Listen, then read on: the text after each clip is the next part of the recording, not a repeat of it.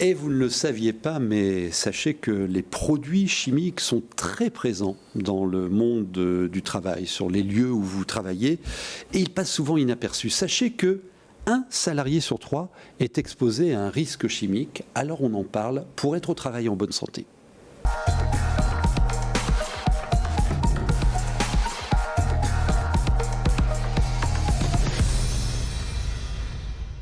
Bienvenue au docteur Émilie Langlo, vous êtes médecin du travail à la Stille 62. Donc c'est une structure de prévention et de santé au travail sur le littoral essentiellement. Bienvenue à Anne Lemineur, vous êtes ingénieur conseil et vous allez nous parler de votre laboratoire interrégional de chimie toxicologie, vous en êtes la responsable, et Alexandre Brisson qui est responsable du service QHSE, qualité, hygiène, sécurité, environnement, du site de Sequedin, du groupe KSB. KSB, c'est une entreprise internationale basée principalement en Allemagne. Et sur l'île, vous avez une usine qui fabrique des pompes, c'est ça ? Exactement, des pompes pour le relevage d'eau usée. Très bien, 180 salariés environ. Alors tout à l'heure, on parlera de vos risques chimiques à vous, mais en un mot, comment vous les appréhendez ? Comment vous les managez dans l'entreprise ? Alors, pour les gérer, il faut pouvoir les identifier. On les identifie en faisant toute une analyse en fait de tous les risques qu'on a en interne, et ensuite on les traite. Très bien. Alors on va poser le sujet avec le docteur Langlo. Je pense que c'est important de donner une définition du risque chimique. Je disais tout à l'heure que c'est partout et peu visible. Ça représente quoi ? Tout à fait. Le risque chimique, c'est l'ensemble des situations dangereuses, pour reprendre une définition qui devrait parler à tout le monde, simplifier un petit peu, qui implique des produits chimiques. Donc les produits chimiques, vous l'avez dit, on en retrouve dans tous les milieux de travail. Ça peut être l'école, ça peut être les résines, ça peut être les peintures. Ça peut être aussi, donc on les trouve aussi sous forme de poussière, on les trouve sous forme de fumée, sous forme de vapeur, ce qu'on appelle les agents émis. Et ces produits chimiques peuvent avoir des effets sur la santé. C'est pour ça qu'il est important de les connaître, de les identifier, de les évaluer. Et puis, on peut profiter aussi ici pour casser un peu des idées reçues. Ouais. Même un produit naturel le peut bio être... voilà, ne nous exonère pas du risque. Tout à fait, ouais. Tout à fait. Par exemple, des produits comme l'amiante, la silice cristalline, dont on connaît les effets néfastes, sont des produits naturels. D'accord. Également, l'odeur n'est pas forcément un signe de dangerosité. Ça peut sentir mauvais et ne pas être dangereux, comme ça peut sentir bon et être très toxique. Alors, il y a aussi des métiers artisanaux, d'ailleurs, vous verrez un reportage tout à l'heure, qui sont concernés, l'esthétique, les fleuristes aussi. Oui, tout à fait. Donc, les femmes sont surexposées au risque. Sont particulièrement touchées. Et donc il y a une vigilance de les informer, de les sensibiliser, notamment en visite, sur ce risque. D'accord. Surtout lorsqu'elles sont en âge ou un désir de grossesse, parce qu'il peut y avoir un effet néfaste, en effet, sur la grossesse, sur le fœtus à venir. Alors, quel est le spectre des conséquences pour la personne des risques chimiques ? Donc les fameuses substances dont on a parlé précédemment vont être absorbées par le salarié. Donc il y a différentes voies d'absorption. Ça peut être respiratoire, ça peut être cutané par la peau. Donc c'est pour ça qu'on sent également les peaux lésées vont être plus perméables qu'une peau saine. Ça peut être aussi digestif, d'où l'importance de faire, d'être vigilant, par exemple, de ne pas manger, ne pas boire sur les lieux de travail. Je pense que ça vous parle, ces recommandations. De l'eau, oui, mais pas... Ouais, mais en se lavant les mains préalablement, parce que si on a manipulé des substances... Se laver les mains plusieurs fois par c'est jour. Ça, c'est ça. Ouais. Parce qu'après, on les... Et donc, ces produits qui ont été absorbés peuvent avoir des effets, être allergisants. Donc, ça peut être à court terme également les brûlures, le classique, la brûlure, la peau irritée, mais ça peut être aussi des effets différés.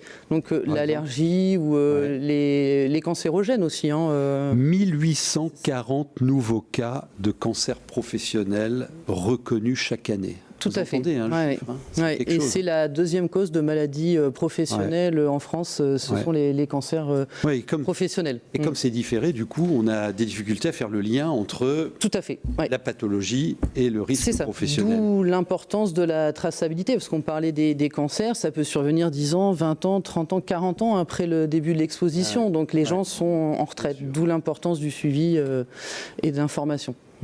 Qu'est-ce qui est fait vu de votre fenêtre de médecin du travail pour prévenir le risque? Alors, dans les grandes entreprises, les grandes industries chimiques, le risque est connu, maîtrisé. La problématique va plus se poser, à mon sens, sur les petites et moyennes entreprises. On parlait tout à l'heure des fleuristes, des coiffeurs, parce que les produits cosmétiques, on les utilise au quotidien. On ne se dit pas, tiens, c'est dangereux. Mais ça va être la répétition de l'exposition. Hein. On n'a pas qui va engendrer le risque. D'où l'importance de connaître ce risque et de l'identifier. Et de s'informer et de se faire accompagner, comme l'exemple de l'entreprise Bertin, petite entreprise qui est installée à Lille, qui a compris la nécessité de se faire accompagner. Son travail, c'est la réalisation de vitraux. Regardez. Dans cet atelier, le vitrailliste lillois Pierre Bertin s'appuie sur 2 apprentis pour la restauration et la création de vitraux. Cette activité artisanale implique des manipulations de plomb pour le démontage comme pour le remontage des vitraux. Le métal est toxique. Le chef d'entreprise se fait accompagner par Pôle Santé Travail de l'Homme pour la prévention des risques et le suivi des salariés.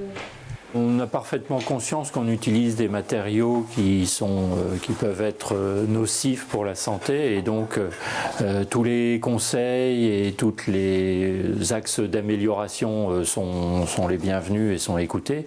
On est sur un métier de conservation du patrimoine, il faut que ce métier perdure. La santé des personnes qui y travaillent est évidemment essentielle. Ce test sur les gants des apprentis révèle la présence de plomb en petite quantité. Un contrôle pour la prévention et la pédagogie sur l'importance des protections. C'est le rôle du toxicologue qui se déplace dans l'atelier d'analyser les risques spécifiques. Il doit faire procéder aux aménagements des postes et aux méthodes de travail. Du coup, on va aller regarder comment les salariés vont travailler afin d'identifier les phases d'exposition potentielles, notamment la phase par exemple pour les vitraillistes, la phase de dessertissage qui émet pas mal de poussière, afin d'axer les phases où il y a besoin particulièrement d'équipements de protection individuelle ou collective. Conseiller les médecins, si jamais on va dans une entreprise, on remarque qu'il y a des expositions particulières à certaines substances, pour aller leur dire attention, il y a ces substances-là, il faudrait aller mesurer dans le sang potentiellement ou dans les urines si l'exposition est maîtrisée. Des recommandations sont rédigées à l'intention du responsable de l'entreprise, mais aussi des médecins et des infirmiers de Pôle Santé Travail. Tout commence par une visite médicale pour un suivi individuel renforcé des salariés. Il y a toute une phase du suivi médical classique, de recherche de pathologies qui pourraient contre-indiquer l'exposition et toute une phase aussi d'information sur les risques. Le plomb pénètre à la fois par voie respiratoire mais aussi par la voie digestive. Donc ça veut dire quand on met les mains à la bouche, les mains souillées, on va ingérer du plomb et donc là il y a aussi tous les conseils d'hygiène qui sont fondamentaux pour les salariés. L'accompagnement par Pôle Santé Travail permet de suivre et de protéger des petites structures dépourvues de services d'hygiène et de sécurité. On n'imagine pas sur un métier comme celui-là, le risque des poussières, des produits chimiques, des manipulations. Donc, comment je dois faire pour mesurer le risque dans mon entreprise? Comment agir? Comment se protéger? Les modes d'emploi.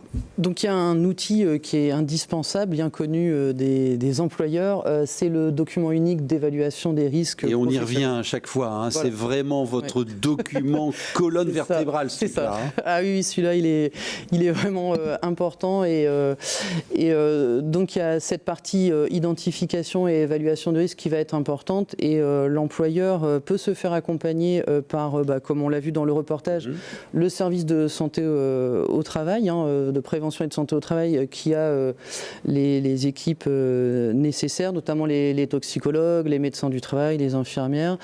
Et donc on va les accompagner pour identifier ce risque, l'évaluer. On peut faire de la métrologie, des prélèvements atmosphériques. On peut également faire des prélèvements biologiques, c'est-à-dire au niveau des salariés, il y a des marqueurs qui permettent d'identifier dans le sang ou dans les urines l'exposition du salarié au produit et qui permet de tenir compte des équipements de prévention qui ont été mis en place, collectifs, individuels, et ça permet d'adapter le suivi de santé.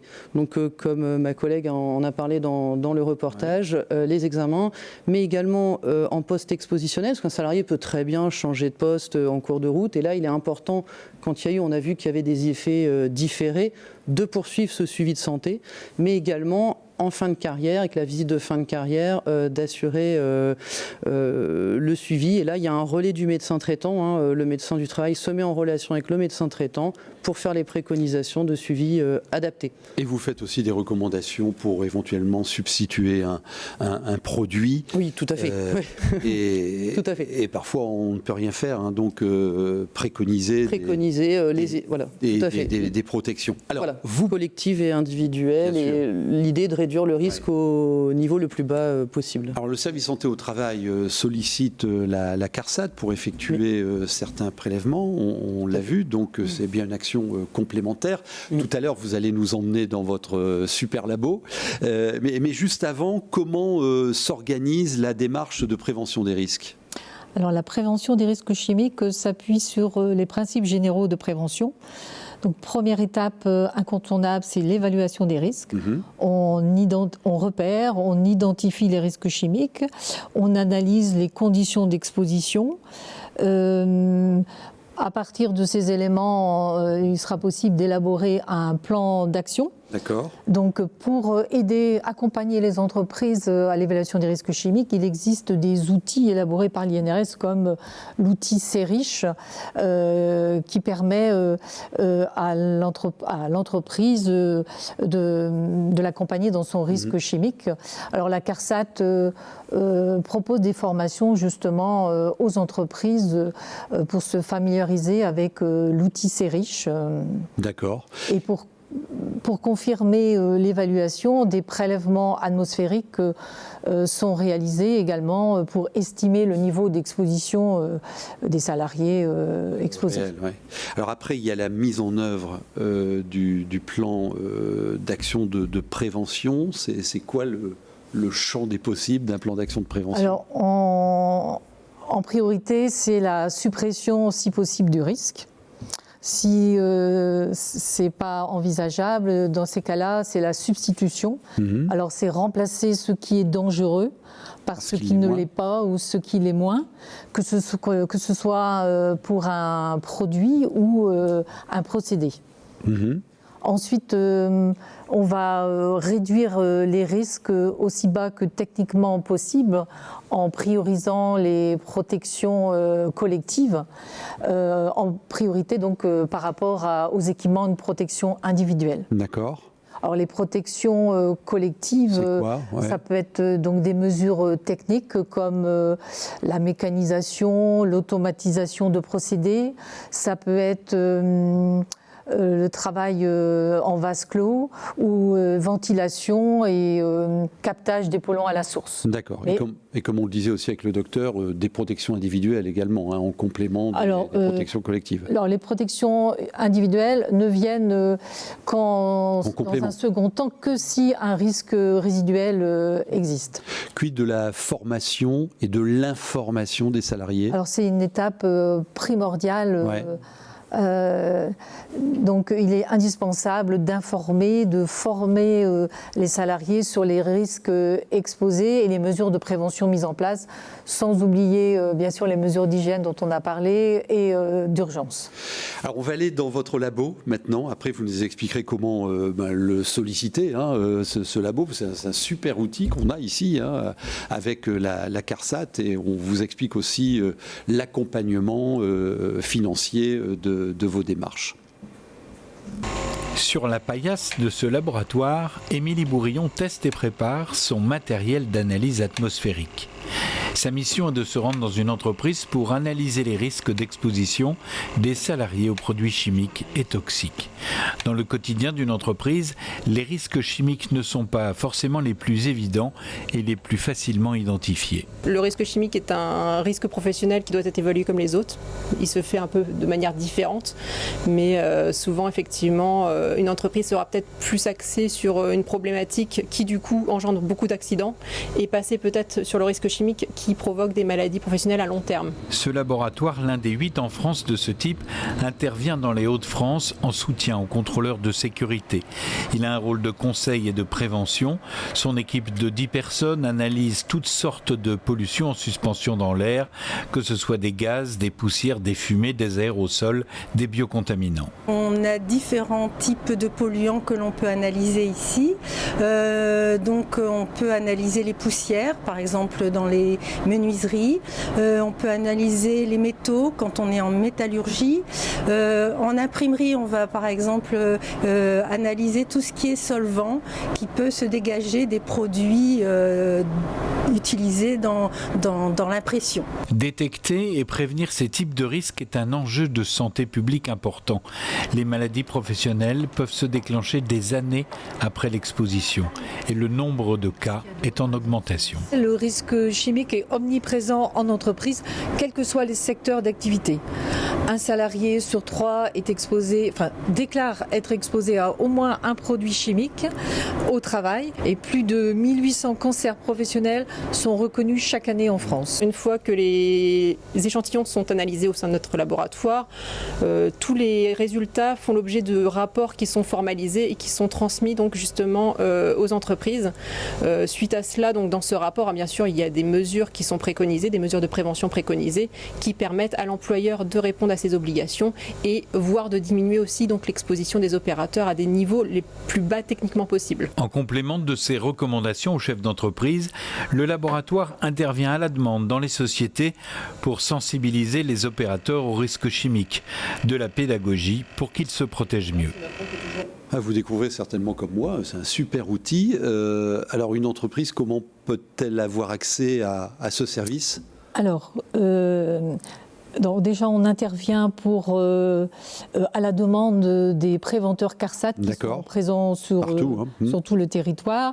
On intervient à la demande des entreprises, des instances représentatives du personnel, à la demande aussi des services de prévention santé au travail et aussi de nos partenaires comme la MSA ou les fédérations professionnelles. Alors, si une entreprise veut nous contacter, le plus simple, c'est de contacter l'interlocuteur CARSAT qui suit son établissement. Alors, s'il ne connaît pas son interlocuteur CARSAT, il peut faire sa demande sur une adresse qui s'affiche à l'écran, contactprévention@carsat-nordpicardie.fr.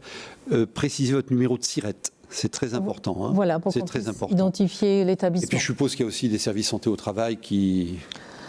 Alors nous avons en effet des conventions de partenariat avec les services de santé au travail.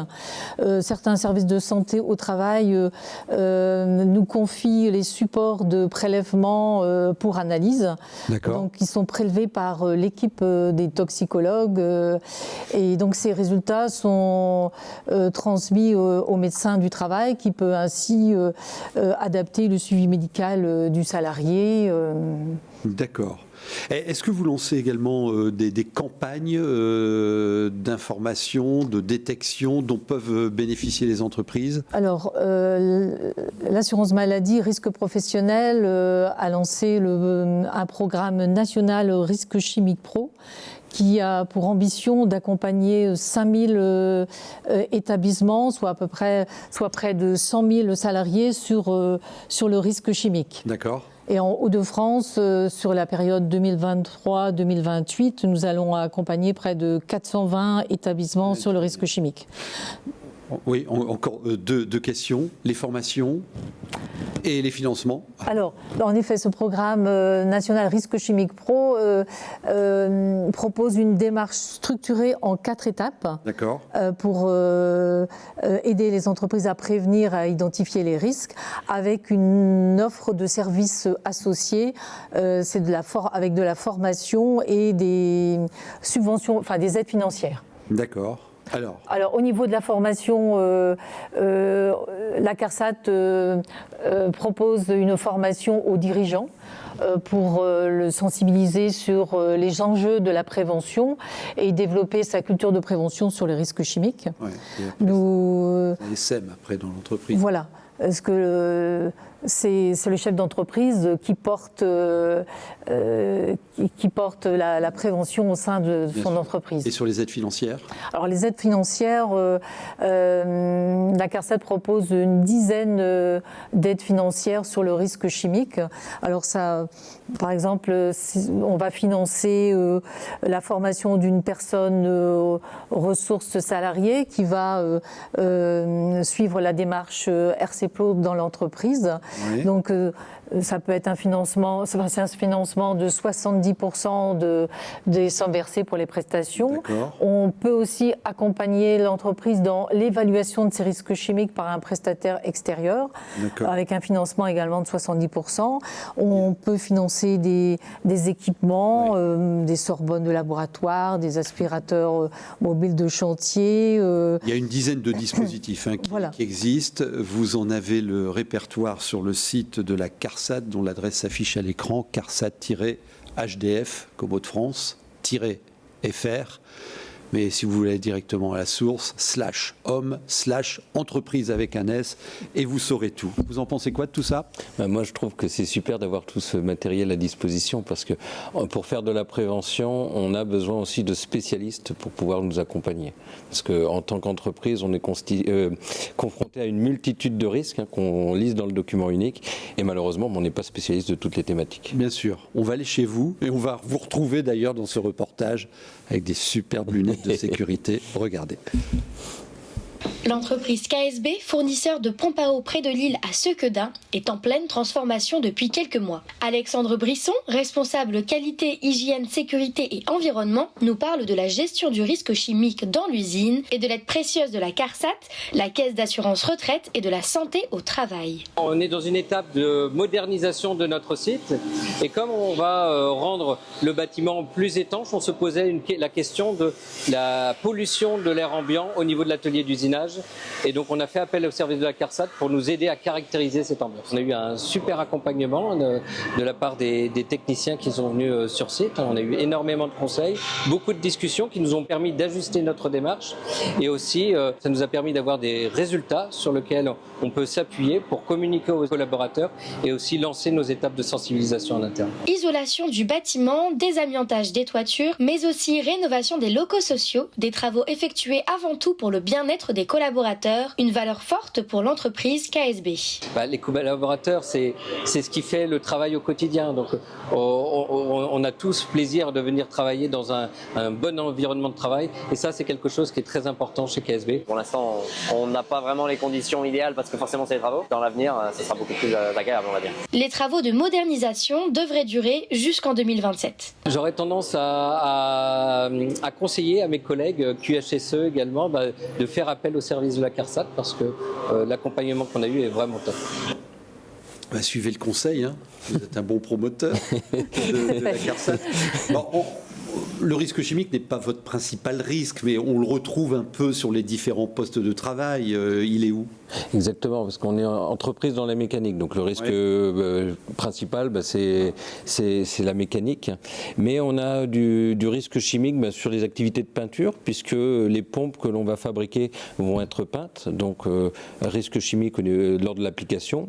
On va, pour alimenter électriquement les pompes, on a des connexions électriques, donc on a des produits chimiques aussi pour faire l'étanchéité. D'accord. Et surtout, lors de l'usinage des pièces, on a aussi du lubrifiant qu'on utilise pour réaliser cet usinage. D'accord. Et donc du risque chimique également. Donc dans ce grand chantier de modernisation, vous avez bossé avec la CARSAT pour caractériser et diminuer le risque chimique.